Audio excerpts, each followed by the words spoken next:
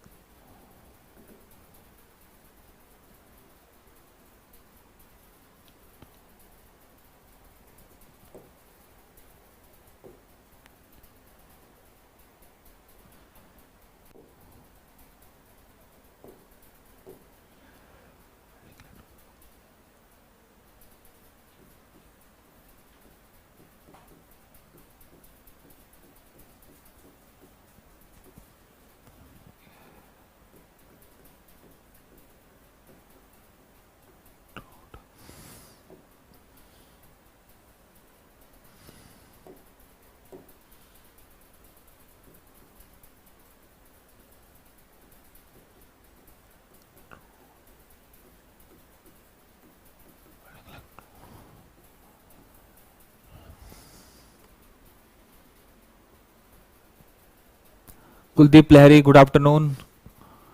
बेटा शुरू करते हैं, फिर जल्दी से लाइव आ जाइए बेटा। शेयर जरूर कर दीजिए, शेयर जरूर जरूर कर दीजिए बेटा।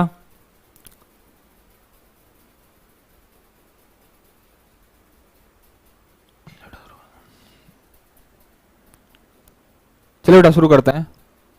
ईसु यादव, राम राम।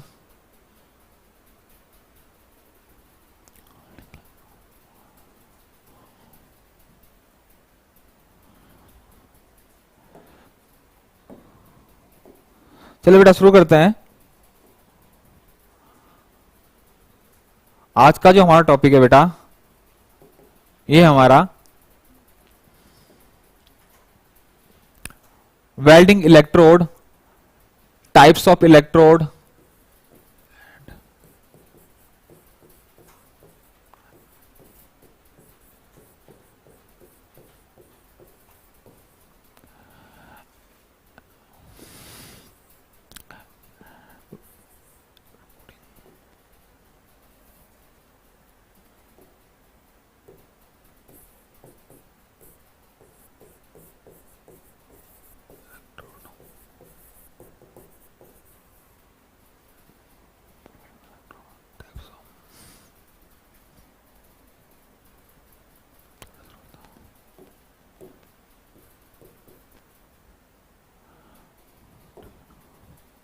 ठीक है बेटा शुरू करते हैं।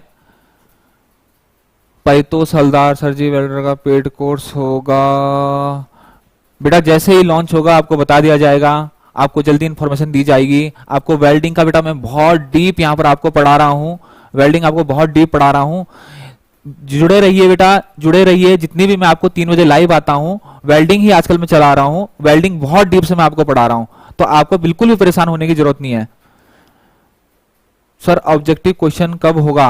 होगा बेटा, पहले टॉपिक खत्म होना दीजिए, उसके बाद वेल्डिंग के आपके एमसीक्यू भी क्वेश्चन होंगे, प्रीवियस ईयर क्वेश्चन की प्रैक्टिस भी होगी, सब होगा। चलो बेटा ठीक है, शुरुआत करते हैं बेटा। आज का जो बेटा हमारा टॉपिक है वो है वेल्डिंग इलेक्ट्रोड, और इसमें हम पढ़ेंगे टाइप्स ऑफ इलेक्ट्रोड कि कितने टाइप्स की आपकी इलेक्ट्रोड होती है, किस चीज की ये बनी होती है, और इलेक्ट्रोड की कोडिंग, अगर मैं इसको कहूँ, इसको दूसरे नाम से बोलूँ, डेजिग्नेशन, कोड को हम कैसे पहचाना जाता है, वेल्डिंग जो इलेक्ट्रोड है उसको मैं कैसे पहचानूं, क्या उसके डेजिग्नेशन होते हैं, कि ब्यूरो ऑफ इंडियन स्टैंडर्ड के हिसाब से उसके कोड क्या होते हैं, ये सारा का सारा बेटा हम आज कवर करने वाले हैं। तो चलिए चलते हैं बेटा। ये देखिए बेटा, एक चार्ट आपके सामने दिख रहा होगा बेटा, एक चार्ट आपके सामने दिख रहा होगा, types of arc welding and types of arc welding electrode, types of arc welding electrode. बेटा बेसिकली जो आर्क वेल्डिंग में हम इलेक्ट्रोड यूज करते हैं वो 2 टाइप की यूज करते हैं, एक होती है आपकी कंज्यूमेबल और एक होती है नॉन कंज्यूमेबल। सबको पता है, इतना सबको पता होता है। 2 टाइप की इलेक्ट्रोड होती है कंज्यूमेबल। कंज्यूमेबल इलेक्ट्रोड वो इलेक्ट्रोड होती है बेटा जिसकी खपत होती है, जो यूज करते हुए जिसकी खपत होती है, जनरली जो हम देखते हैं हमारी आर्क वेल्डिंग में, जो मैनुअल आर्क वेल्डिंग होती है, जो हम जनरली अपने घरों में देखते हैं, वेल्डिंग कंस्ट्रक्शन साइट्स पे देखते हैं, वो कौन सी है आपकी? वो कंज्यूमेबल इलेक्ट्रोड वहां पर यूज होती है, जहां पर इलेक्ट्रोड की खपत हो रही है, उसको मैंने क्या बोल दिया? Consumable electrode. अच्छा, एक होती है बेटा नॉन कंज्यूमेबल इलेक्ट्रोड, जिन इलेक्ट्रोड की खपत नहीं होती है, केवल क्या? Spark generate, electric arc generate करने के लिए ही यूज होती है। अगर हमें फिलर मटेरियल वहां पर देना है तो एक्स्ट्रा मटेरियल हमें वहां पर प्रोवाइड कराना पड़ता है। ऐसे इलेक्ट्रोड को मैं बोलता हूं नॉन कंज्यूमेबल इलेक्ट्रोड। इतनी बात मेरी क्लियर होगी? कंज्यूमेबल मतलब जिन इलेक्ट्रोड का खत्म होगा, काम के साथ साथ जो खत्म होगी, जिसकी खपत होगी, जो खत्म हो जाएगी, फिर हमें चेंज करनी पड़ेगी। नॉन कंज्यूमेबल मतलब जिसकी खपत नहीं होगी, ऐसे इलेक्ट्रोड को मैं नॉन कंज्यूमेबल इलेक्ट्रोड कहता हूं। जैसे आप टिग में यूज करते हैं, tungsten inert gas welding, TIG में जो आप यूज करते हैं बेटा, वो कौन सी यूज करते हैं? वो करते हैं आप non consumable electrode. TIG welding में बेटा, टिग वेल्डिंग एग्जाम्पल में अगर लिखूं तो टिग वेल्डिंग में जो यूज होती है वो कौन सी होती है आपकी? Non consumable. और कंज्यूमेबल इलेक्ट्रोड कौन सी होती है जनरली अगर मैं आपको बोलूं तो? कौन सी? Manual arc welding, manual arc welding. जो आर्क वेल्डिंग हम करते हैं उसमें जो इलेक्ट्रोड यूज होती है बेटा, वो कौन सी होती है? वो होती है आपकी कंज्यूमेबल इलेक्ट्रोड। उसके साथ ही फिलर मटेरियल इलेक्ट्रोड जो होती है वही आपका क्या होती है? फिलर मटेरियल भी होता है। इसीलिए हम उसको क्या बोलते हैं? कंज्यूमेबल इलेक्ट्रोड, क्योंकि उसकी खपत होती जाती है। अब बेटा यहां पर कंज्यूमेबल इलेक्ट्रोड को फिर दोबारा वो दो भागों में बांट रहा है। कंज्यूमेबल इलेक्ट्रोड मतलब दो टाइप की होती है, एक होती है आपकी कोटेड इलेक्ट्रोड और एक होती है बेयर वायर इलेक्ट्रोड। कोटेड मतलब ऐसी इलेक्ट्रोड जिसकी कोटिंग की गई है। फॉर एग्जाम्पल, अंदर अगर माइल्ड स्टील की आपकी स्टिक है, अंदर माइल्ड स्टील की रॉड है, तो उसके बाहर आपने क्या कर दी? कोटिंग, जिसको आप क्या कहते हैं? फ्लक्स की कोटिंग है। तो ऐसे इलेक्ट्रोड को मैंने क्या बोल दिया? Coated electrode. एक दूसरा लिखा हुआ बेयर वायर इलेक्ट्रोड, मतलब विदाउट कोटिंग, वो बिल्कुल क्या है? बेयर वायर, बिल्कुल जैसी आपकी है। अगर माइल्ड स्टील की स्टिक है तो वैसी है, उसके बाहर कोई भी कोटिंग नहीं है, कोई भी फ्लक्स की कोटिंग नहीं है। ऐसी इलेक्ट्रोड को मैं कहता हूं बेटा बेयर वायर इलेक्ट्रोड। इतनी बात मेरी क्लियर होगी? कोटेड इलेक्ट्रोड अगर मैं और अच्छे से समझाऊं आपको तो जनरली जो आप अपनी वर्कशॉप में देखते हैं, बिल्डिंग कंस्ट्रक्शन फैब्रिकेशन शॉप में हम देखते हैं, वहां पर देखते हैं, जिसपे आपने देखा होगा एक इलेक्ट्रोड जो होती है उसमें देखा होगा बाहर से एक सिलिका टाइप का, राख टाइप का, उस कलर का आपका देखा होगा, कुछ चिपका सा होता है, कोटेड होता है, कुछ कोटिंग उसमें होती है। लेकिन अंदर आप देखोगे उसका कोर में देखोगे आप एक लो कार्बन स्टील की आपकी क्या होती है? स्टिक टाइप की होती है। तो ये हो गया आपकी coated electrode. Bare wire electrode आपने कहां पर देखी होगी बेटा? बेयर इलेक्ट्रोड जनरली आपने देखा होगा ब्रेजिंग के केस में देखी, जहां पर ब्रेजिंग करते हैं आप। ब्रेजिंग लिखा भी बेटा copper coated mild steel, brazing में आपने देखा होगा। गैस वेल्डिंग में आपने देखा होगा, अलग से हम यूज करते हैं बेयर इलेक्ट्रोड, अलग से, वो केवल स्टिक होती है, उसमें कोई भी कोटिंग नहीं होती है। तो कंज्यूमेबल इलेक्ट्रोड भी बेटा दो टाइप की होती है, एक होता है कोटेड और एक होता है बेयर वायर इलेक्ट्रोड। इतनी बात मेरी समझ आ गई बेटा? इतनी बात मेरी क्लियर हो गई? इतनी बात मेरी समझ आ गई? अब इधर अगर हम चलें बेटा नॉन कंज्यूमेबल इलेक्ट्रोड में अगर हम चलें तो नॉन कंज्यूमेबल इलेक्ट्रोड भी बेटा उसने देखा अलग अलग टाइप की होती है आपकी। कार्बन इलेक्ट्रोड होती है, बेयर वायर मेटल इलेक्ट्रोड होती है। कार्बन इलेक्ट्रोड जो होती है बेटा आपको वेल्डिंग और कटिंग दोनों के लिए यूज होती है। और बेयर वायर मेटल इलेक्ट्रोड जो होती है, जो आप टंगस्टन टिग वेल्डिंग में जो यूज करते हैं बेटा, वहां पर इलेक्ट्रोड किस चीज की होती है? आप टंगस्टन की। अगर आप इसको भूल जाओ, अगर मैं एक चीज आप कहूं, नॉन कंज्यूमेबल इलेक्ट्रोड जो होती है आपकी कार्बन, ग्रेफाइट और टंगस्टन, जनरली हमें देखने में जो आती है, जो देखने को मिलती है हमें, वो कौन कौन सी होती है आपकी? कार्बन मैनुअल कार्बन वो आर्क वेल्डिंग, उसमें आपको आसानी से दिख जाएगी। दूसरी आपकी ग्रेफाइट की आपकी इलेक्ट्रोड होती है। और तीसरी आपकी सबसे ज्यादा जो आपकी यूज करते हैं, सबसे ज्यादा हमें देखने को मिल जाती है, वो tungsten TIG welding, tungsten inert gas welding. तो ये वाली जितनी भी है, चाहे वो कार्बन हो, चाहे वो टंगस्टन हो, चाहे वो ग्रेफाइट की इलेक्ट्रोड, ये होती है बेटा नॉन कंज्यूमेबल इलेक्ट्रोड। ये होती है आपकी क्या? Non consumable electrode. अब टंगस्टन की इलेक्ट्रोड जो होती है बेटा, वो भी तीन टाइप से इसने डिवाइड कर दी, pure tungsten, thorium, zirconium. Pure tungsten तो हमें समझ आ गया बेटा, वो नॉन कंज्यूमेबल इलेक्ट्रोड है। लेकिन टंगस्टन में इसने थोड़ा थोरियम और जिरकोनियम मिला दिया। क्या होता है बेटा, इसको मिलाने के क्या होता है, उसका जो मेल्टिंग पॉइंट है, उसका जो मेल्टिंग टेम्परेचर है वो थोड़ा बढ़ जाता है, वो थोड़ा क्या होता है, बढ़ जाता है। इसीलिए क्यों बढ़ाते हैं, अगर कहीं पर हमें रिवर्स पोलरिटी में काम करना है। रिवर्स पोलरिटी का मतलब होगा आपका जो इलेक्ट्रोड है, आपने इलेक्ट्रोड क्या कर दिया, पॉजिटिव बना दिया, आपने इलेक्ट्रोड क्या कर दिया, एनोड बना दिया, तो टेम्परेचर ज्यादा जनरेट कहां पर होगा, इलेक्ट्रोड पे।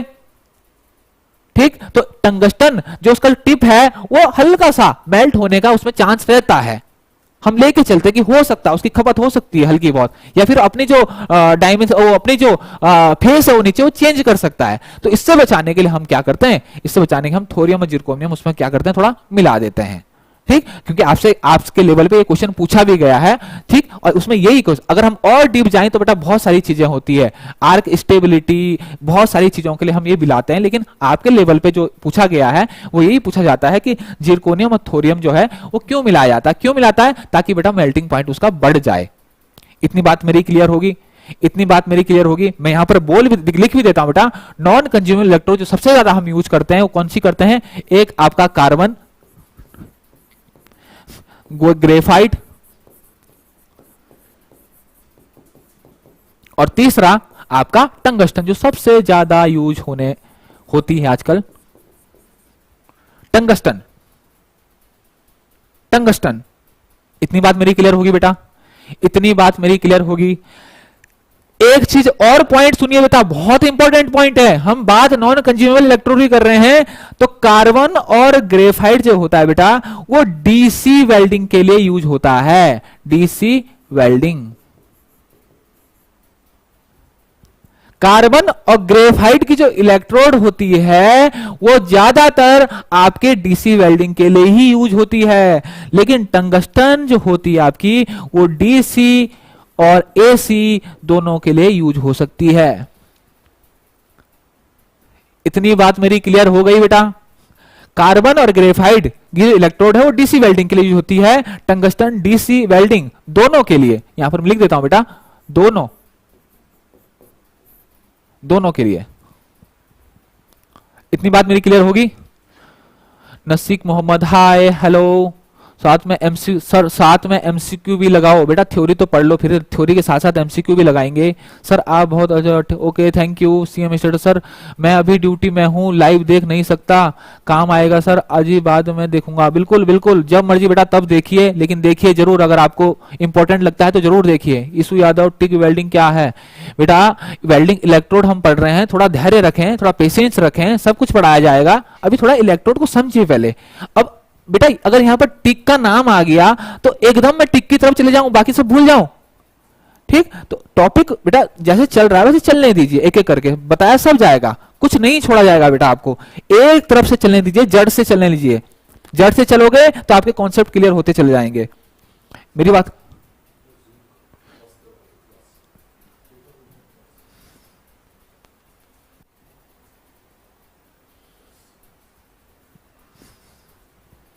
अब दिख रहा होगा बेटा, दिख रहा होगा, दिख रहा है।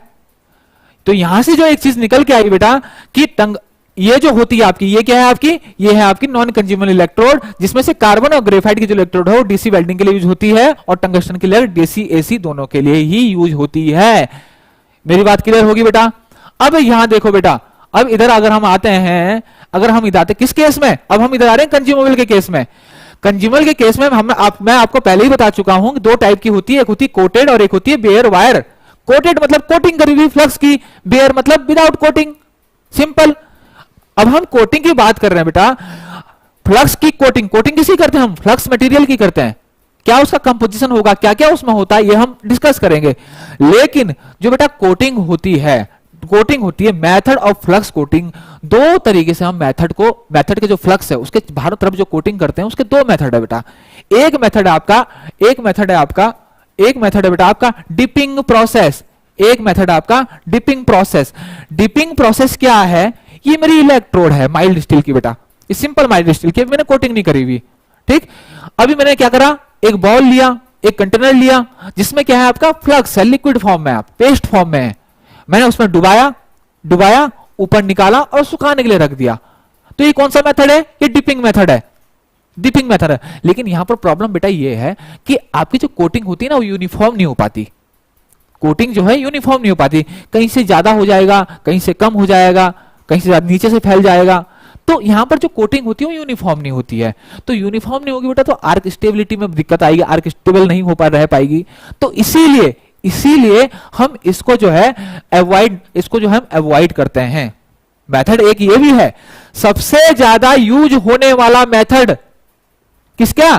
फ्लक्स कोटिंग के लिए, इलेक्ट्रोड कोटिंग के लिए सबसे ज्यादा यूज होने वाला जो मेथड है वो कौन सा है? वो है बेटा एक्सट्रूजन। बहुत इंपॉर्टेंट है, क्वेश्चन बनता है, क्वेश्चन बनता है बेटा। यहां से क्वेश्चन बनता है कि फ्लक्स कोटिंग का मेथड सबसे ज्यादा यूज होने वाला जो मेथड है उसका नाम क्या है? एक्सट्रूजन प्रोसेस, डिपिंग, फॉर्जिंग, कुछ भी पूछ लेता है तो राइट आंसर क्या होगा? Extrusion process. एक्सट्रूजन प्रोसेस क्या है? फ्लक्स लिया आपने, ठीक, ये समझ लो आपने, ये आपकी दो डाई है, ये आपकी दो डाई है, डाई है, ठीक। इसमें क्या है? आपका फ्लक्स भरा हुआ है। बीच में आपने क्या कर दिया? बीच में क्या कर दिया आपने? रॉड, माइल्ड स्टील की जो रॉड है बिना कोटिंग के उसको डाल दिया और इसको प्रेस कर दिया, प्रेस कर दिया। तो क्या होगा बेटा? उसके चारों तरफ जो है यूनिफॉर्मली क्या हो जाएगा? फ्लक्स की कोटिंग हो जाएगी। इसको कहता हूं बेटा मैं एक्सट्रूजन प्रोसेस से फ्लक्स की कोटिंग करना। मेरी बात क्लियर होगी? टिग वेल्डिंग क्या है? टिग वेल्डिंग क्या है बेटा? टिग वेल्डिंग भी तुम्हें बताऊंगा अभी, ठीक, सब कुछ बताऊंगा, थोड़ा पेशेंस रखो, एक तरफ से चलने दो, एक तरफ से चलने दो, ठीक। अब नीचे आइए बेटा। अब फ्लक्स की जो कोटिंग होती है बेटा, फ्लक्स की जो कोटिंग हम करते हैं वो भी हल्की करते हैं, मीडियम करते हैं और बहुत ज्यादा कर देते हैं। मतलब कोटिंग का जो डायमीटर है बेटा, वो कोटिंग कितनी मोटी है आपकी? हल्की है या मीडियम है या फिर बहुत ज्यादा मोटी आपने कोटिंग कर दी है? तो कोटिंग क्या कहते हैं, आपका कोटिंग जो फ्लक्स होता है वो लाइट कोटेड भी हो सकता है, लाइट कोटेड भी हो सकता है, मीडियम कोटेड भी हो सकता है बेटा, और हैवी कोटेड भी होता है। सुपर हैवी कोटेड तो बहुत ज्यादा होता है, और सुपर कोटेड का अगर आपने 2.2 mm से अगर ज्यादा कर दिया, ठीक, 1.2 से बेटा अगर मैं बात करूं, ये होता है आपका 1.2 से लेकर बेटा 1.3, 1.25 से 1.3, और ये है बेटा आपका किसमें? mm में। क्लियर हो गया बेटा? अगर हम करें बेटा मीडियम कोटेड की बात तो ये 1.4 से 1.5 किसमें होगा आपका बेटा? mm में। हैवी कोटेड की अगर बात करूं बेटा तो ये क्या होगा? 1.6 से 2.2 mm, इतनी मोटी अगर कर दी बेटा मैंने तो, और सुपर हैवी कोटेड 2 से आपका ज्यादा बेटा।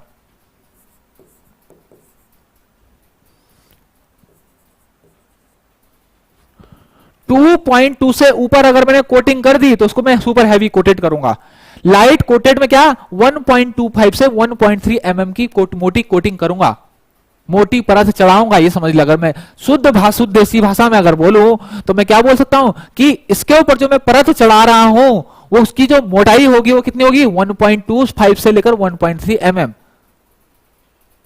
मीडियम कोटेड में 1.4 से 1.5, हैवी कोटेड में 1.6 से 2.2। इतना मेरी बात क्लियर हो गई होगी बेटा? इतनी मेरी बात क्लियर होगी? कोई डाउट? इतनी कोई डाउट? बेटा एमसीक्यू क्वेश्चन लगाओ। बेटा एमसीक्यू क्वेश्चन हम तभी तो लगाएंगे जब हमको ये बेसिक चीजें क्लियर होगी। मेरी बात समझ रहे हो? इसको, ये बेसिक चीजें जब हम क्लियर होगी तभी तो एमसीक्यू लगाने में मजा आएगा। शुरू में ही बेटा हमें नॉलेज है नहीं और एमसीक्यू लगा दे, इसका मतलब आप एमसीक्यू रट रहे हो, एमसीक्यू रट के ही काम चल जाएगा। समझो तो बेटा कहां से क्या होता है, क्या चीज होता है, उसके बाद हमें एमसीक्यू लगाने में मजा आएगा। उसके बाद हमें लगेगा कि हमने पढ़ा है, हमें आता है। मेरी बात क्लियर होगी?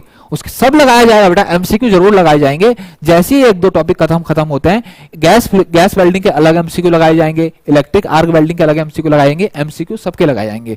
प्रीवियस ईयर क्वेश्चन पेपर में वेल्डिंग से रिलेटेड क्वेश्चन पूछे गए वो लगाए जाएंगे। फिर ऐसी जैसे हम अलग अलग other topic, tools, hand tools, precision measuring tools, type 5 और सब चीजें पढ़ेंगे, उसके अलग अलग जो है एमसीक्यू लगाए जाएंगे बेटा। ओके बेटा, ठीक है बेटा। अच्छा, इसके बाद इतना अगर हमें पता चल गया बेटा कि कोटिंग, अलग अलग टाइप की कोटिंग होती है, फ्लक्स की कोटिंग होती है। इसके बाद हम पढ़ते हैं कि types of flux coating, types of flux coating, types of flux coating. एक मिनट, मेथड हमने पढ़ चुके हैं बेटे, मेथड हमने पढ़ दिया था, मेथड हम पढ़ चुके हैं, डिपिंग और एक्सट्रूजन। फ्लक्स कोटिंग कितने टाइप की होती है, मीडियम, ये पढ़ चुके हैं हम। अब पढ़ते हैं बेटा टाइप्स ऑफ फ्लक्स कोटिंग, कि कौन कौन से कितने टाइप की हम फ्लक्स कोटिंग करते हैं। मतलब कोटिंग के बाहर जो हम कोटिंग में जो मटेरियल यूज करते हैं बेटा, वो क्या होता है, वो क्या होता है, वो मटेरियल हमें पता होना चाहिए।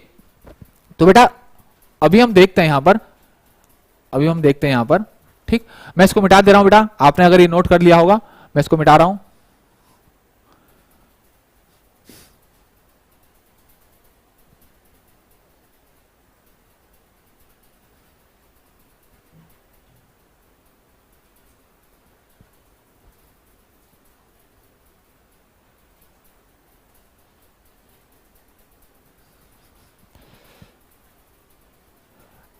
ये बेटा आ जाइए। एक होती बेटा सेलुलोसिक कोटिंग मटेरियल, क्या क्या यूज कर रहे हैं हम, तो उसी के बेस पे हमने बता दिया कि किस टाइप की कोटिंग है। एक सेलुलोसिक कोटिंग, एक होती है आपकी रूटाइल कोटिंग। रूटाइल जहां जब भी लिखा होगा ना बेटा, आप समझ जाना वहां पर क्या है, टाइटेनियम ऑक्साइड, टाइटेनियम डाइऑक्साइड। ये क्या है, यहां पर मेन इंग्रेडिएंट है, ये मेन चीज है जो इस कोटिंग में यूज की गई है। सेलुलोज में क्या होता है बेटा, सेलुलोज में क्या होता है, क्या होता है आपका सेलुलोज।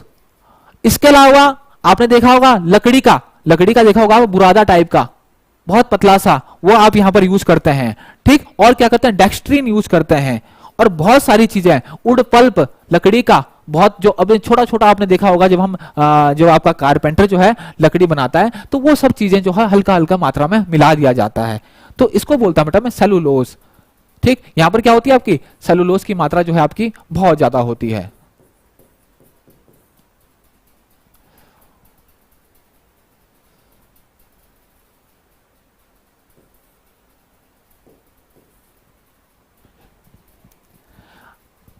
आयरन पाउडर में क्या आपका आयरन ऑक्साइड,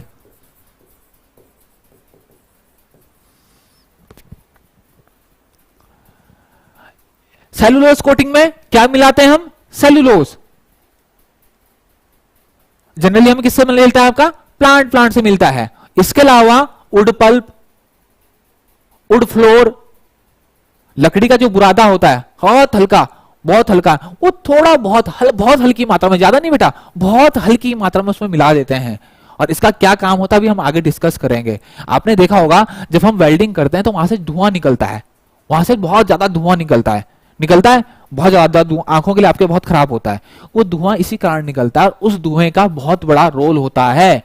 वो क्या करता है वहां पर, सील्डिंग इन्वायरमेंट, सील्डिंग इन्वायरमेंट, आपको ऐसा इन्वायरमेंट बना देता है ताकि जो आपका वेल्डिंग जोन है जहां पर आप वेल्डिंग कर रहे हैं, वो पार्ट जो है सीधे एटमॉस्फेयर के कांटेक्ट में ना आ जाए, ताकि एटमॉस्फेयर में जो गैसेज है वो डायरेक्ट वहां से उसका डायरेक्ट जो है उसका मेल ना हो। अगर मेल हो जाएगा तो क्या होगा, उसमें जो डर्ट है, उसमें जो मॉइस्चर है, वो डायरेक्ट आपके वेल्ड ज्वाइंट में आएंगे, और वेल्ड ज्वाइंट जो होगा आपका क्या होगा, फुल ऑफ क्या हो जाएगा, पोरोसिटी आ जाएगी, वहां पर फुल ऑफ डिफेक्ट होगा, स्ट्रेंथ जो होगी वो वीक होगी, हो सकता है आपका जो वेल्ड ज्वाइंट है वो ऑक्सीडाइज हो जाए। तो बहुत सारी चीजें उसमें हो सकती हैं। इन सब चीजों को बचाने के लिए हम क्या करते हैं, वहां पर एक गैसियस इन्वायरमेंट बना देते हैं, जिसको आप बोलते हैं सील्डिंग इन्वायरमेंट। सील्ड बना देते हैं, एक छतरी टाइप की बना देते हैं गैस की, ताकि जो एटमॉस्फेयर में गैसेज है वो डायरेक्ट कॉन्टेक्ट में ना आ जाए, किसके, वेल्ड जोन पे, जहां पर आप वेल्ड कर रहे हैं, जहां पर मेटल को आपने फ्यूज किया है। इतनी बात मेरी क्लियर हो गई होगी बेटा, इतनी बात मेरी क्लियर हुई, इतनी बात मेरी क्लियर हुई बेटा, ठीक। इसके बाद है बेटा आपका बेसिक कोटेड। बेसिक कोटेड में आप कैल्शियम कार्बोनेट और फ्लोरस्पार मिलाते हैं। क्या मिलाते हैं हम, कैल्शियम कार्बोनेट, कैल्शियम कार्बोनेट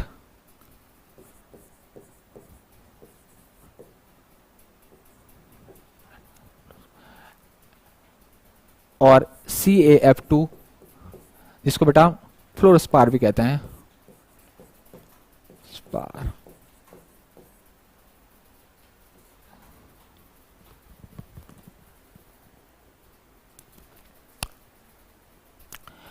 अच्छा, बेसिक कोटेड जो इलेक्ट्रोड होती है बेटा, यहां पर देखो सेलुलोज हो रुटाइल हो, सेलुलोज हो रुटाइल हो, यहां पर सेलुलोजिक में भी हम क्या करते हैं बेटा, सेलुलोज में हम ये मिलाते हैं, यहां पर भी हल्की मात्रा में टाइटेनियम ऑक्साइड मिलाते हैं। यहां पर क्या होता है आपका हाइड्रोजन गैस, यहां पर जो क्या होता है आपका हाइड्रोजन गैस निकलती है, ऊपर दो वाले में जो क्या होती है आपकी बहुत ज्यादा हाइड्रोजन गैस निकलती है, बहुत ज्यादा हाइड्रोजन गैस, और यही गैस जो है वहां सील्ड इन्वायरमेंट का काम करती है। लेकिन हाइड्रोजन गैस जो है, हाइड्रोजन गैस की और आपके क्या होता है आपका इन्फ्लिटमेंट होता है आपका मेटल्स पे, तो इससे बचाने के लिए हम कभी कभी क्या होते हैं कुछ मटेरियल्स पे वो हमारा डिपेंड करता है कौन से मेटल पे हम वेल्डिंग कर रहे हैं, वहां पर हम क्या करते हैं, आप क्या करते हैं बेसिक कोटेड लो हाइड्रोजन, जहां पर आपका लो हाइड्रोजन बने, हाइड्रोजन आप बने ना या फिर बहुत कम बने, ऐसी जगह हम क्या यूज करते हैं बेसिक कोटेड या फिर आयरन पाउडर कोटेड जो है कोटेड जो है इलेक्ट्रोड यूज करते हैं। इतनी बात मेरी क्लियर होगी बेटा, इतनी बात मेरी क्लियर होगी। ठीक, आपके लेवल में इससे ज्यादा नहीं पूछा जाता बेटा, अगर मैं और डीप में जाऊं तो बहुत ज्यादा है, बहुत ज्यादा है, इसी पे जो है आपका एक लेक्चर बन जाएगा। ठीक, तो जितना आपके लेवल में आपसे पूछा जा सकता है, जितना इससे रिलेटेड एमसीक्यू पूछे जाते हैं उतना ही हम पढ़ेंगे। सबसे ज्यादा जो आपसे पूछा जाता है बेटा वो यही पूछा जाता है coating, types of flux coating पूछा जाता है, सेलुलोजिक, रुटाइल, आयरन और बेसिक कोटेड, या उससे लिख देगा बेटा, तीन दे देगा, तीन ये लिख देगा और एक यहां से हटा देगा, वो पूछेगा कौन नीचे में निम्नलिखित में से कौन सा जो है आपकी इलेक्ट्रोड की कोटिंग नहीं है, निम्नलिखित में से कौन सी आपकी इलेक्ट्रोड की कोटिंग नहीं है, उसमें क्या कर देगा, अब तीन तो दे देगा, एक हटा देगा। यही ज्यादातर आपके क्वेश्चन बेटा पूछे जाते हैं। इतनी बात मेरी क्लियर हुई बेटा, इतनी बात मेरी क्लियर होगी, इतनी बात मेरी क्लियर हो गई। टाइप्स ऑफ फ्लक्स कोटिंग, एक होता है सेलुलोसिक बेटा, रूटाइल, आयरन पाउडर और basic coated. Sanju Dondiya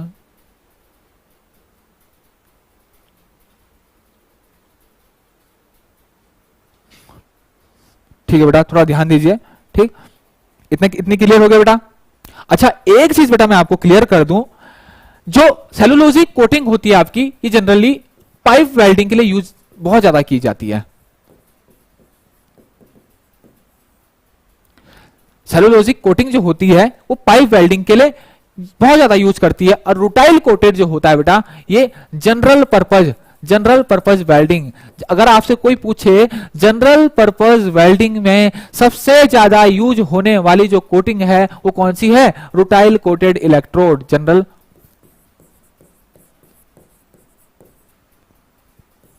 general purpose welding. इतनी बात मेरी क्लियर हो गई बेटा, इतनी बात मेरी क्लियर हो गई बेटा, इतनी बात मेरी क्लियर होगी। ठीक, बेसिक कोटेड जो है यहां पर इसको बेटा लो हाइड्रोजन कोटिंग भी कहते हैं। हाइड्रोजन गैस जो यहां पर बनती है या बहुत कम, ना के बराबर, ठीक, यहां पर आपकी निकलती है जब आपकी वेल्डिंग इलेक्ट्रोड जो है जलती है। इतनी बात मेरी क्लियर होगी बेटा, इतनी बात मेरी क्लियर होगी। किसी को कोई प्रॉब्लम, किसी को कोई प्रॉब्लम?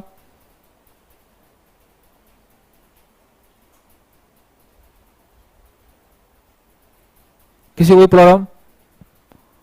ठीक है बेटा, चलो नेक्स्ट चलते हैं बेटा आगे। और इसमें बेटा पोलैरिटी का भी होता है, पोलैरिटी का भी होता है। अगर मैं आपसे बात करूं सेलुलोजिक कोटिंग जो होते हैं ये क्या है आपकी डीसी करंट स्ट्रेट पोलैरिटी के लिए यूज होती है बेटा। सेलुलोजिक जो है आपका ये डीसी, अगर मैं प्लस लिख रहा हूं बेटा डीसी और अगर प्लस लिख रहा हूं तो इसका मतलब है straight polarity, straight polarity. Cellulosic coating जो है ज्यादातर कहां पर यूज होती है आपकी, ज्यादातर यूज होती है आपकी डीसी करंट स्ट्रेट पोलैरिटी के लिए आपकी यूज होती है। कौन सी वाली? Cellulosic coating. ये आप याद रख सकते हो बेटा। ठीक, नेक्स्ट चलते हैं।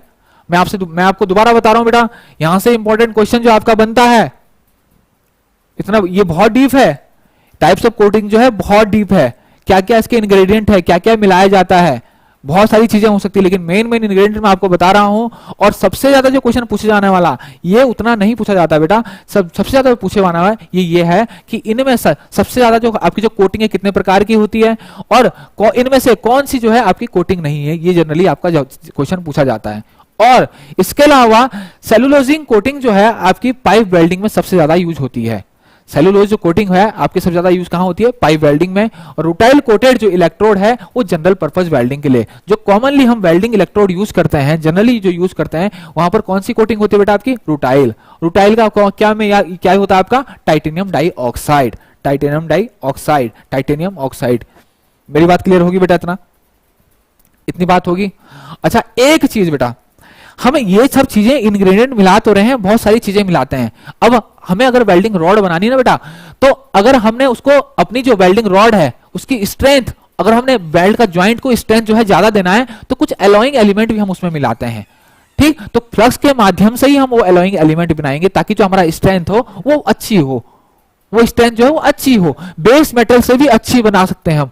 उसमें क्या हम मिला सकते हैं? हम एलॉइंग एलिमेंट अलग अलग, क्रोमियम, मॉलिब्डेनम, कुछ बहुत सारी चीजें हम उसमें मिला सकते हैं। तो कैसे? फ्लक्स के माध्यम से भी मिलाएंगे। अब इन ग्रेडियंट को जो हम मिला रहे हैं, इनको बाइंड करने के लिए अब हम एक्सट्रूड कर रहे हैं बेटा, इसको हम क्या कर रहे हैं? इसको कोटिंग कर रहे हैं। तो कोटिंग कब होगी? जब इसमें कुछ बाइंडिंग मटेरियल मिलेगा। जब बाइंडिंग मटेरियल हम इसमें कुछ मिलाएंगे तभी तो चिपकेगी अच्छे से, नहीं तो झड़ जाएगा।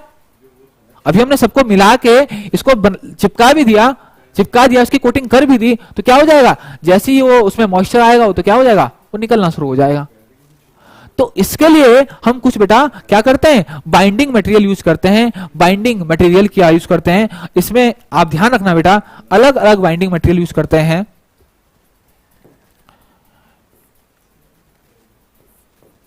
एसी वेल्डिंग और डीसी वेल्डिंग।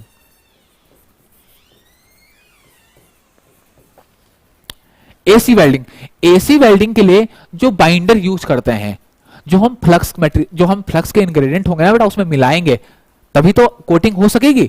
नहीं तो क्या होगा? वो कोटिंग हो तो जाएगी थोड़ी देर के लिए, उसके बाद क्या हो जाएगा? झड़ जाएगा, या फिर जैसे ही मॉइस्चर में आएगा वो निकलना शुरू हो जाएगा। तो ताकि कोटिंग जो बहुत अच्छी तरीके से हो, वो तभी पिघले जब हीट के संपर्क में आए, अदरवाइज वो उस पर चिपका रहे।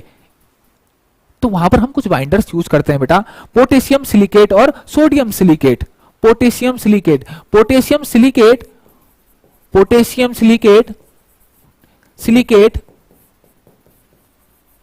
और सोडियम सिलिकेट। पोटेशियम सिलिकेट जो यूज करते हैं बेटा हम एसी वेल्डिंग के लिए यूज करते हैं।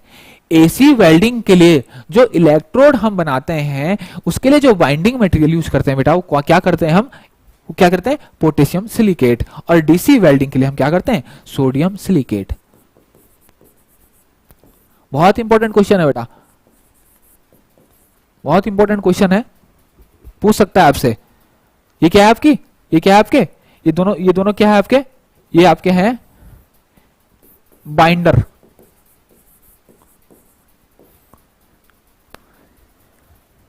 इतनी बात मेरी क्लियर हुई बेटा? इतनी बात मेरी क्लियर हुई?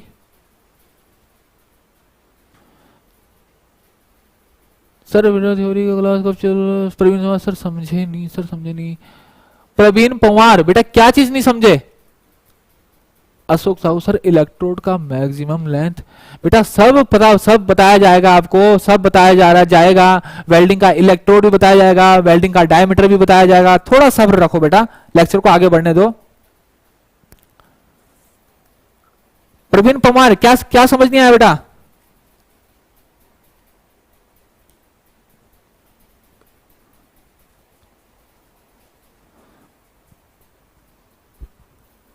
चलो आगे बढ़ते हैं बेटा, आगे बढ़ते हैं बेटा। पर्पज ऑफ फ्लक्स कोटिंग, कि फ्लक्स जो हम उसमें फ्लक्स की जो कोटिंग करते हैं बेटा वो हम क्यों करते हैं, क्या उसका पर्पज है, क्यों हम क्लट कोटिंग की करते हैं? क्या होता है आपका? ताकि जो है बहुत अच्छा पेनिट्रेशन आपका अंदर हो जाए। मेटल, जिस मेटल को आपने वेल्डिंग करना है वहां पर जो हीट का पेनिट्रेशन है वो अच्छे से हो जाए बेटा, अंदर तक हो जाए जहां तक आपने क्या करना है? वेल्ड करना है। ठीक, इसके अलावा बेटा इसके क्या हो सकता है आपका? अगर आपका हार्ड फेसिंग करनी है, क्या करो बेटा? सर इलेक्ट्रोड का मैक्सिमम, बेटा इलेक्ट्रोड का मैक्सिमम लेंथ कितना होता है? बेटा उसी पे आ रहा हूं बेटा, एक तरफ से चलने दो, उसी पे आ रहा हूं। अब आपको डायरेक्ट बता दूं कि 350 से 450 दो ही कैटेगरी हम यूज करते हैं, बाकी सब भूल जाऊं? 350 और 450।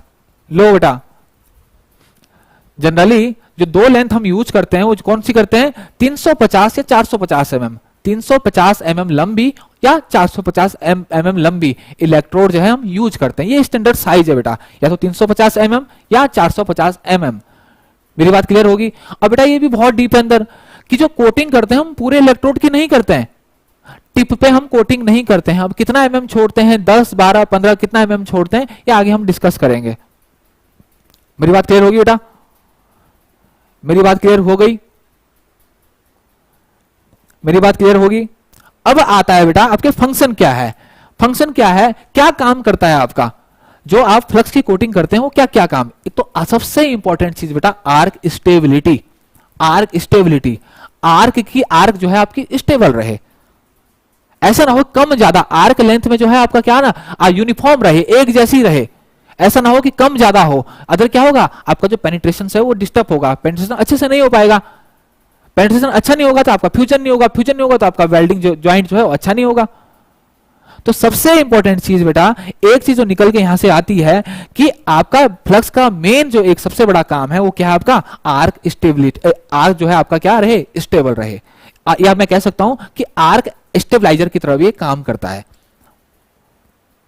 मेरी बात क्लियर होगी, आर्क स्टेबलाइजर की तरह भी काम करता है। दूसरा डीऑक्सीडाइजर, फ्लक्स जो है एक बहुत अच्छा डीऑक्सीडाइजर भी होता है, और इसके लिए बेटा हम फ्लक्स को डीऑक्सीडाइजर बनाने के लिए हम क्या क्या करते हैं, जनरली हम क्या मिलाते हैं उसमें, सेलुलोज, सेलुलोज, डेक्सट्रीन, ये सब चीजें हम उसमें मिलाते हैं, या वुड फ्लोर या पल्प फ्लोर, वुड पल्प, ये सारी चीजें हम क्या करते हैं, बारीक चूरा जो उसका थोड़ा बहुत उसमें मिला देते हैं।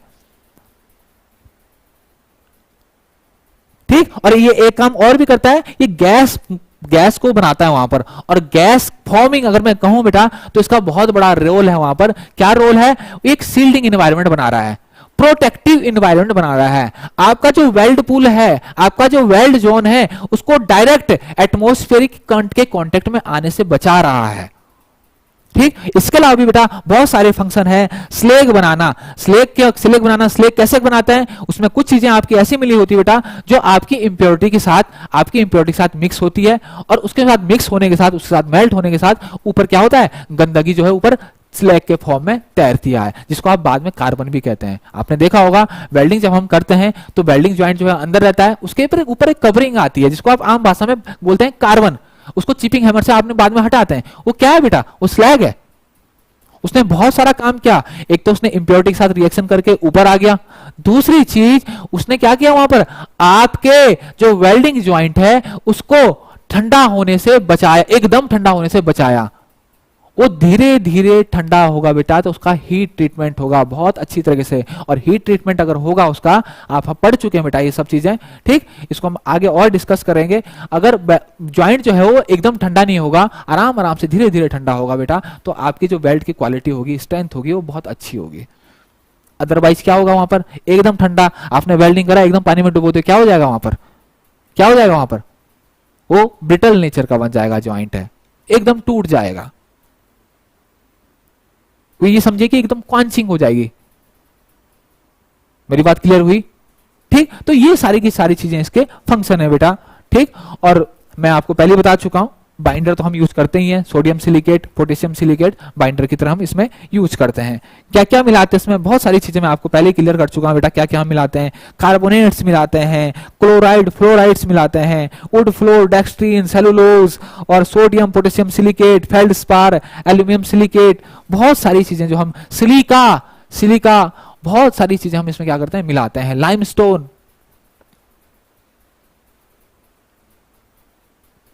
और उनके मैं आपको फंक्शन बता चुका हूं बेटा। मेरी बात इतनी क्लियर होगी। इसके अलावा बेटा, इसके अलावा जो आपकी इलेक्ट्रोड होती है उसमें वेरियस एलोइंग एलिमेंट भी मिलाते हैं। जिसमें आपको बात करूं लो कार्बन स्टील, तो उसमें हम क्या, बहुत सारी छोटी छोटी चीजें हम मिला सकते हैं, जैसे आपकी silica, magnesium, manganese, nickel, chromium, molybdenum. ये क्या करती है, ये एलोइंग एलिमेंट क्या करते हैं, आपकी जो प्रॉपर्टीज है, आपकी जो ज्वाइंट है, ज्वाइंट की जो प्रॉपर्टीज हैं उनको इनहेंस करेंगे, उनको बहुत अच्छी बनाएंगे, मैकेनिकल प्रॉपर्टी को बहुत अच्छी बनाएंगे। मतलब हो सकता है कि आपका जो बेस मेटल है उससे जो है आपका ज्वाइंट जो है उससे काफी बेहतर हो, उसमें बहुत अच्छी मैकेनिकल प्रॉपर्टीज हो। तो ये सब चीजें आप मिला के हम क्या कर सकते हैं, अपने जो फिलर मटेरियल है, अपना जो ज्वाइंट है, उसकी जो स्ट्रेंथ है, उसकी जो वेल्ड क्वालिटी है, उसकी जो मैकेनिकल प्रॉपर्टीज है, उसको इनहेंस कर सकते हैं। इतनी बात मेरी क्लियर होगी बेटा, इतनी बात मेरी क्लियर होगी। जनरली जो हम यूज करते हैं, जनरली हमने देखा होगा सबसे ज्यादा यूज होने वाली क्या है आपकी, लो कार्बन माइल्ड स्टील की जो है आपकी इलेक्ट्रोड यूज होती है, माइल्ड स्टील की। ठीक, इसके अलावा स्टेनलेस स्टील की इलेक्ट्रोड भी होती है बेटा, वो जो क्या होती है आपकी, दो टाइप की होती है। स्टेनलेस स्टील की दो टाइप की होती है बेटा, एक होती है आपकी लाइम कोटेड और एक होती है आपकी टाइटेनियम कोटेड। एक होती है आपकी लाइम कोटेड, मैं इसको आप नोट कर सकते हैं बेटा, अगर आपको बहुत इंपॉर्टेंट लगता है तो आप नोट कर सकते हैं। स्टेनलेस स्टील की जो इलेक्ट्रोड होती है, स्टेनलेस स्टील इलेक्ट्रोड दो टाइप की होती है। स्टेनलेस स्टील अभी हमने पढ़ा बता, अभी हम जो पढ़ रहे थे वो क्या था आपका, माइल्ड स्टील की जो इलेक्ट्रोड जनरली जो सबसे ज्यादा यूज होती है। लेकिन स्टेनलेस स्टील जो होती है बेटा, वो जो आपकी इलेक्ट्रोड होती है वो दो तरीके की होती है। एक होती है आपकी लाइम कोटेड और एक होती है टाइटेनियम कोटेड। एक होती है आपकी लाइम कोटेड और एक होती है आपकी टाइटेनियम कोटेड।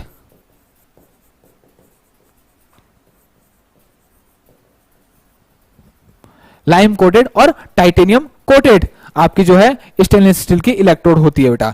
लाइम कोटेड जो होती है ये आपकी केवल डीसी के लिए यूज होती है बेटा।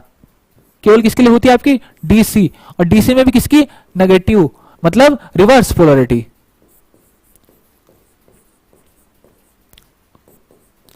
लेकिन टाइटेनियम इलेक्ट्रोड का एक फायदा है, टाइटेनियम कोटेड इलेक्ट्रोड का एक फायदा है स्टेनलेस स्टील के केस में, ये बेटा दोनों के लिए यूज हो सकती है। ये आपकी एसी के लिए भी यूज हो सकती है और डीसी के लिए। लेकिन डीसी के लिए यूज होगी तो बेटा पोलरिटी क्या रहेगी, हमेशा नेगेटिव। पोलरिटी नेगेटिव का मतलब क्या है आपका, पोलरिटी नेगेटिव का मतलब क्या है आपका, क्या है, स्टेट पोलरिटी का मतलब, और नेगेटिव पोलरिटी का, स्टेट पोलरिटी में वर्कपीस क्या रहता है आपका, पॉजिटिव, और नेगेटिव पोलरिटी में आपका वर्कपीस क्या होता है, नेगेटिव, और इलेक्ट्रोड क्या होगा आपका, पॉजिटिव। तो इतना बेटा ध्यान रखना आप, ये इंपॉर्टेंट है, आप चाहे तो नोट कर सकते हैं।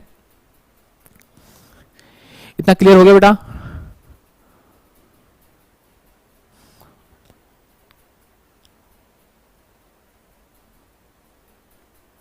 हाँ, MI स्टूडेंट मार्टिन साइट हो जाएगा, बिल्कुल बिल्कुल बिल्कुल, ये कराना बेटा आपने, अच्छा टर्म यूज।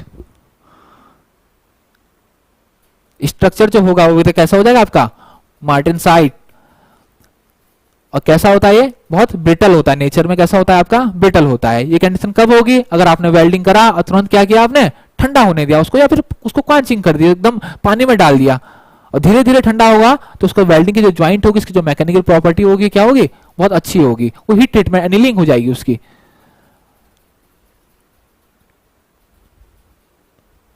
ठीक है बेटा, आगे चलते हैं। इसके बाद हम पढ़ते हैं बेटा इलेक्ट्रोड साइज। बेटा हम आपके लेवल से बाहर नहीं जाने जाएंगे, अगर आपके लेवल से बाहर जाएंगे ना बेटा तो हम कंफ्यूज हो जाएंगे। ठीक, तो हम कोशिश करेंगे कि आपके लेवल में ही रहें और आपको नॉलेज भी आ जाए और लेवल भी आपका ऊपर ना हो।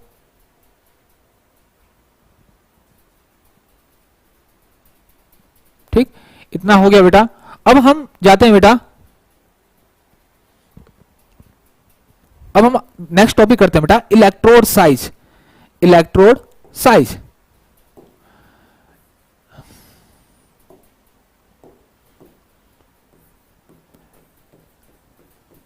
Electrode size. और इलेक्ट्रोड साइज जब हम बात करूंगा बेटा, दो चीज की बात करूंगा, एक तो करूंगा लेंथ,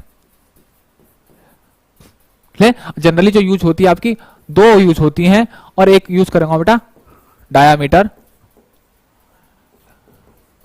जो आपकी 10 नंबर्स में डिनोट होती है, जनरली जो यूज होती है आपकी। अगर मैं लेंथ की बात करूं बेटा, तो दो लेंथ जो है जनरली यूज होती है आपकी इलेक्ट्रोड की, जो जनरली जो आपका यूज होती है, स्टैंडर्ड जो लेंथ होती है वो होती है आपकी 350 mm, 350 mm और 450 mm। बात मेरी क्लियर, कोई प्रॉब्लम, कोई दिक्कत बेटा। इसके अलावा जो डायमीटर होती है, मैं पहले बता चुका हूं 10 नंबर में होती है आपकी बेटा। शुरू जो होता है, कभी कभी क्वेश्चन पूछ भी जाता है, डायमीटर जो होती है इलेक्ट्रोड की किस किस के बीच होती है, ये होती है बेटा 1.5 से 10 के बीच। मेरी बात समझे, 1.5 से 10 mm के बीच। और ये क्या होती है आपकी डायमीटर ऑफ इलेक्ट्रोड। शुरू करते हैं बेटा, ठीक। तो कौन कौन सी होती है, 1.6, 2, इसके अलावा होती है बेटा आपका 2.5, 3.15, 2.1, 3.15, इसके अलावा होती है बेटा 4, 6, 4, 5, 6,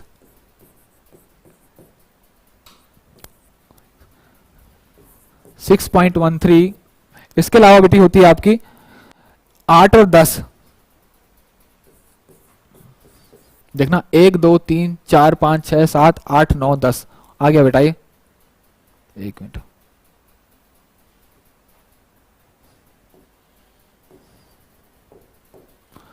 सिक्स पॉइंट थ्री। इतना क्लियर हो गया बेटा, इतना क्लियर हो गया, इतना क्लियर हो गया। आपकी जो लेंथ होगी, दो स्टैंडर्ड लेंथ में आपकी इलेक्ट्रोड आती है, एक आती है 350 में mm में और एक आती है 450 mm में। और डायमीटर जो आती है आपकी 10 नंबर में आती है डायमीटर, 1.6 mm, 2, 2.15, 2.1, सॉरी यहां बेटा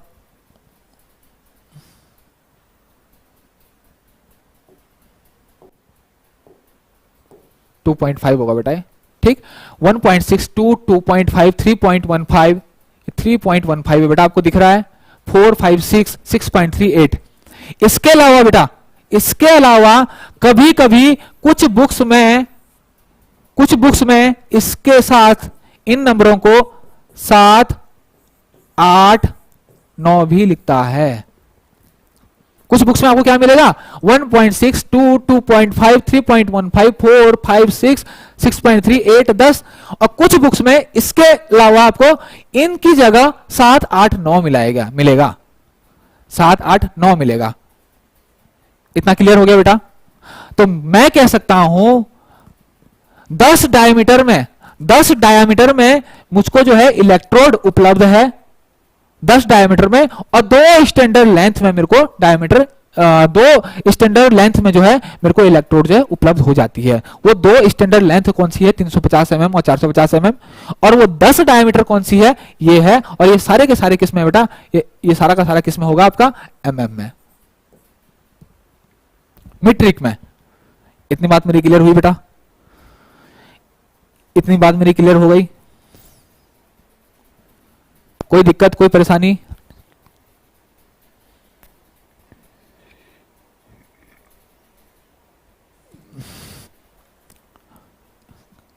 कोई प्रॉब्लम बेटा इतने में? इसके बाद एक बहुत इंपॉर्टेंट डिस्कस करते हैं बेटा, कोटिंग फैक्टर। आता है, आ रखा बेटा क्वेश्चन, आ भी जाता है। कोटिंग फैक्टर क्या होता है बेटा, कोटिंग फैक्टर क्या होता है?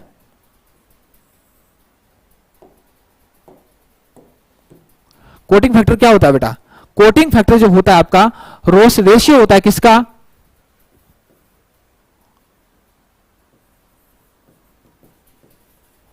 कोटिंग डायामीटर का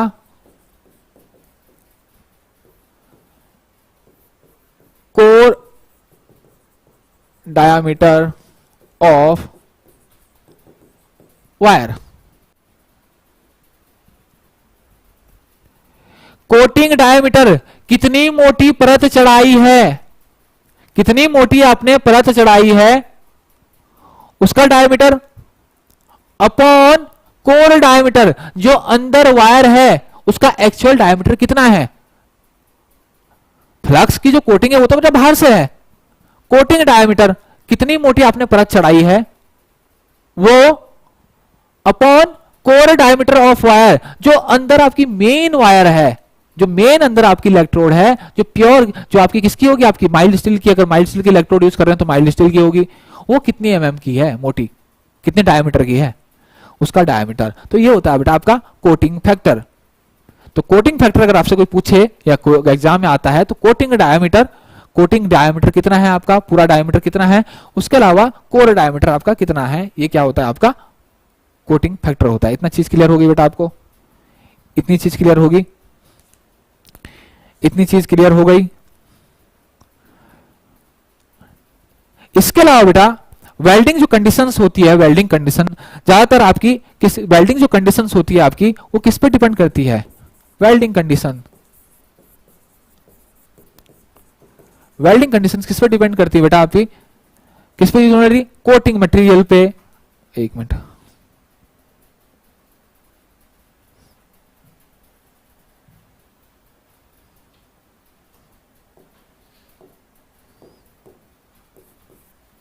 वेल्डिंग कंडीशन जो होती है, कौन कौन सी कंडीशंस होती है जिसपे आपके वेल्डिंग जो है वो डिपेंड करती है? वो कौन कौन सी कंडीशंस है? तो सबसे इंपॉर्टेंट जो है बेटा वो क्या है? Electrode diameter.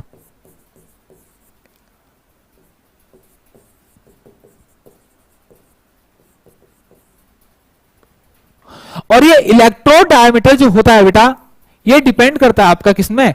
Thickness of,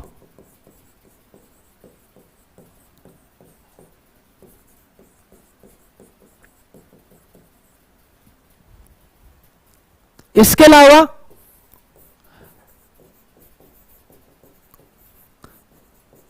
welding current end voltage, इस पे बहुत ज्यादा डिपेंड करता है। अगर इन जनरल की अगर मैं बात करूं, अगर इन जनरल की मैं अगर बात करूं, कोटिंग इलेक्ट्रोड कितना होना चाहिए, अगर वर्कपीस के हिसाब से कितना होना चाहिए, तो मैं कह सकता हूं कि D इज इक्वल टू, अगर जनरल में कहूं मैं सिंपल, तो क्या कितना होता है? लगभग T/2 + 1, इतना जो है इन जनरल आपका जो डायमीटर ऑफ इलेक्ट्रोड होता है वो कितना होता है? Thickness by 2 + 1। अगर मैं थिकनेस जो वर्कपीस है, जो आपकी थिकनेस है, उसको हाफ कर दूं बेटा, और उसमें 1 mm अगर जोड़ दूं, तो वो उससे क्या निकल जाएगा मेरा? Diameter of electrode in general, अगर मैं बात करूं। ठीक, अगर मुझे निकाला जाए हर एक अलग कंडीशन के लिए, तो अलग अलग फॉर्मूले यूज होते हैं बेटा उसके लिए। ठीक, वो आपके लेवल का है भी नहीं, अब बता के कोई फायदा भी नहीं है। ठीक, अगर जरूरत पड़ेगी तो मैं आगे आपको बता भी दूंगा। इतनी मेरी बात क्लियर होगी। इसके बाद एक चीज आती है बेटा, आर्क लेंथ। एक आती है बेटा आर्क लेंथ, एक वर्ड आता है इसमें आर्क लेंथ।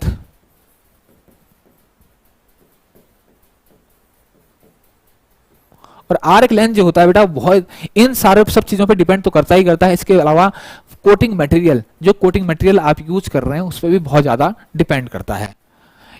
आर्क लेंथ जो होता है बेटा, क्या होता है आपका? आर्क लेंथ जो होता है वो होता है आपका डिस्टेंस बिटवीन, ये क्या है आपका? ये जॉब है, ये क्या है आपका? ये इलेक्ट्रोड है। आर्क लेंथ क्या होता है आपका? ये होता है आपका, ये होता है distance between tip of the electrode and surface of workpiece. Tip of the electrode and surface of workpiece, इसके बीच की जो डिस्टेंस होती है इसको हम क्या कहते हैं? ये क्या है? इसको कहूंगा बेटा arc length.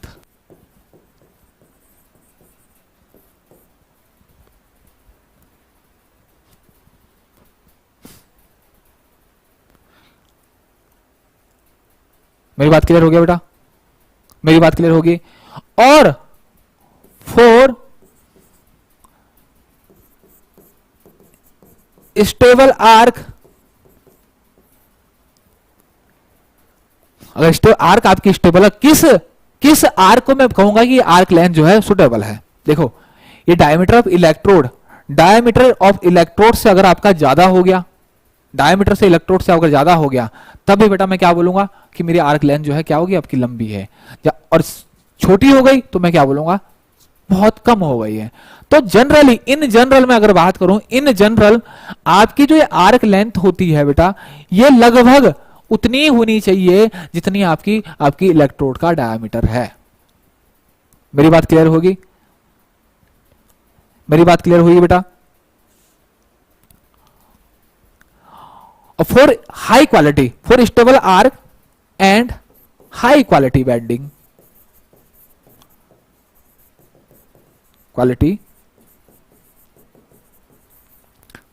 For stable arc and high quality welding, अच्छी तरीके से अगर मेरे को वेल्डिंग करनी है, तो स्टेबल आर्क की जो लेंथ होती है, आर्क लेंथ इसको मैं एक अच्छी आर्क लेंथ मानूंगा तो वो होती है बेटा आपका 0.6 से 0.8 टाइम्स इलेक्ट्रोड डायामीटर। लो परफेक्ट भी आपको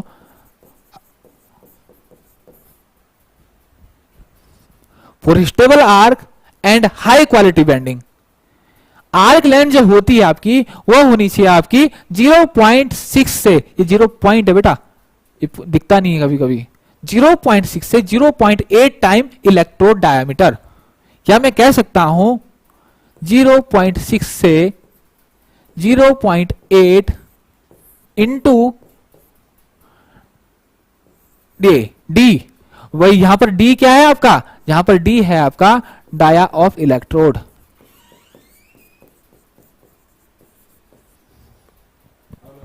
मेरी बात क्लियर हो गई? सर मैंने 2022 में डिप्लोमा किया है, मेरा बीटेक से 28 से एडमिशन स्टार्ट हुआ है, मैं डीआरडीओ सितंबर 10 का फॉर्म भरते समय हायर डिग्री में परस्यूइंग करूंगा या नो करूंगा? बेटा एक चीज मैं आपको क्लियर कर दूं, डीआरडीओ में हायर क्वालिफिकेशन वाला अलाउड नहीं है। अगर आपको फॉर्म भरना ही है, आप डिप्लोमा वाले हैं, फॉर्म भरिए, बशर्ते भरिए आप, लेकिन हायर क्वालिफिकेशन बिल्कुल भी शो नहीं करेंगे, बिल्कुल भी शो नहीं करेंगे आप। अगर आपने हायर क्वालिफिकेशन वहां पर शो कर दी, आपने डिप्लोमा लेवल पे फॉर्म भरा और आपने वहां पर बीटेक भी शो कर दिया, मेंशन कर दिया कुछ भी, तो बेटा आपका फॉर्म रिजेक्ट हो जाएगा। अगर आपको फॉर्म भरना ही है डिप्लोमा लेवल पे तो आप बिल्कुल भी मेंशन ना करें कि आप बीटेक कर रहे हैं या आपने बीटेक किया है। ये मेरी बात क्लियर होगी आपको? ये मेरी बात क्लियर हो गई? ईसु यादव 2 to 4 mm, क्या है बेटा 2 to 4 mm?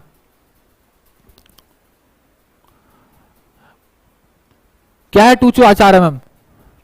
बेटा एमसीक्यू से रटे हुए चीजें मत देखो, स्टैंडर्ड चीजें पढ़ो। कि एक स्टेबल आर्क के लिए अगर आर्क लेंथ की अगर मैं बात करूं बेटा, वो होती है 0.6 से 0.8 टाइम्स ऑफ इलेक्ट्रोड डायमीटर। मेरी बात समझ गए? अब इलेक्ट्रोड डायमीटर जितनी आपकी डायमीटर है उतनी आपकी क्या होगी, आपकी उतनी आपकी आर्क लेंथ आपको करनी होगी। ऐसा नहीं होगा कि एक स्टैंडर्ड आपकी आर्क लेंथ होगी हमेशा। इट विल डिपेंड अपॉन, ये डिपेंड करेगा किस पे, इलेक्ट्रोड की डाया पे डिपेंड करेगा आपका। आर्क लेंथ जो है बेटा वो डिपेंड करेगा आपको किस पे, डायमीटर ऑफ इलेक्ट्रोड पे। क्वेश्चन पूछा भी जा सकता है। जिस तरीके से आपका इलेक्ट्रोड का डायामीटर आपका जॉब की थिकनेस पे डिपेंड करता है, उसी तरह आपकी आर्क लेंथ जो है बेटा वो डिपेंड करती है किस पे, डायमीटर ऑफ इलेक्ट्रोड पे। इतनी बात मेरी क्लियर हो जानी चाहिए बेटा, आपको इतनी चीज मेरी क्लियर हो जानी चाहिए। सर डॉक्यूमेंट वेरिफिकेशन में प्रॉब्लम नहीं आएगा ना? बिल्कुल नहीं आएगा बेटा, अगर आप मेंशन नहीं करोगे, अगर आप दिल में रखोगे तो बिल्कुल पता नहीं लगेगा। और अगर आपने वोमिटिंग कर दी कहीं तो फिर प्रॉब्लम हो सकती है। ठीक है,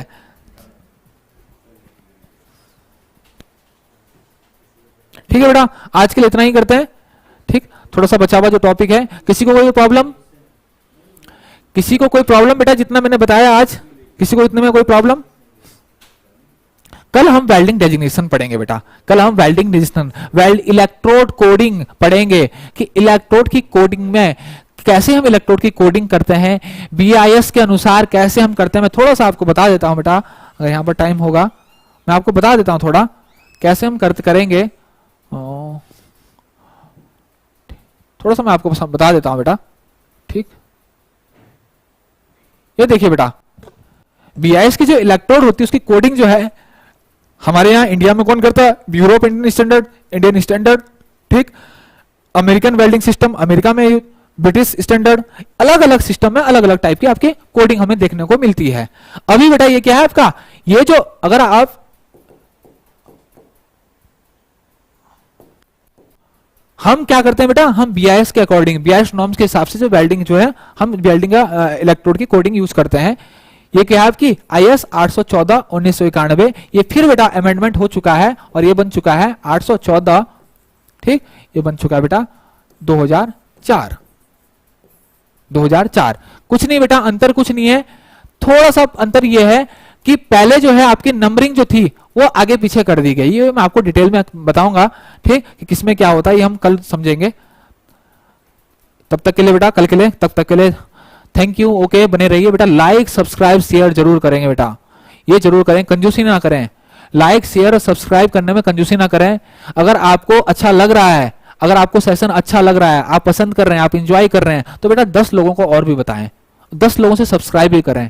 ऐसा प्लेटफॉर्म फ्री में बेटा आपको फ्री में यहां पर आपको नॉलेज मिल रहा है और एक अच्छे लेवल का मिल रहा है, अच्छे लेवल का आपको मैं कर रहा हूं बेटा, आईटीआई से लेकर और एक अच्छे लेवल तक, जहां तक आपको पता होना चाहिए। तो अगर आपको पसंद आ रहा है बेटा तो 10 लोगों को और भी बताइए, 10 लोगों से सब्सक्राइब कराइए, शेयर करवाइए, लोगों को ऐड कीजिए। ठीक, क्लास इसी टाइम पे होगी बेटा लाइव। Okay, thank you.